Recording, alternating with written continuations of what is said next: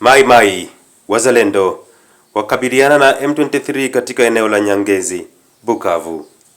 Mapigano makali yaliripotiwa Jumanne ya wiki hii katika eneo la Nyangezi lililoko umbali wa kilomita 20 kaskazini mwa mji wa Bukavu, mashariki mwa nchi ya DRC, kati ya waasi wa M23 na wale wa Mai Mai Wazalendo.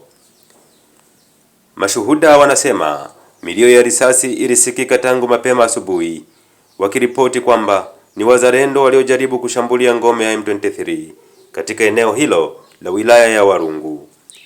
Milio ya risasi ilisikika kuanzia milima ya Kamina wilayani Walungu hadi vijiji vya Mumosho na Nyakabongola, maeneo ya Madusa katika wilaya ya Kabare, si mbali na jiji la Bukavu.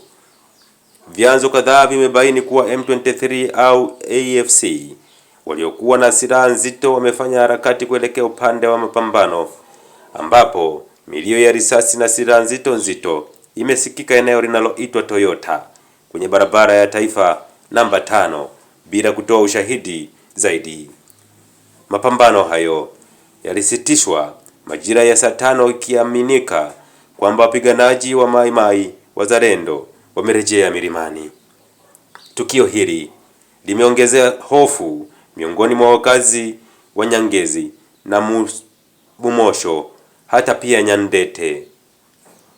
Wengi wao walikuwa tayari wamehama makazi yao wakijihifadhi msituni siku 3 zilizopita, na wengine wamebaki nyumbani. Hadi hapo hakuna tangazo lolote lililotolewa na pande zote ya simu kuhusu mapigano haya. Imepita wiki 2 tangu mapambano mengine yaliyoripotiwa katika eneo hilo, wakati wa mashambulizi lingine la wazalendo dhidi ya ngome ya M23 katika vijiji vya Nyangezi na Nyandete.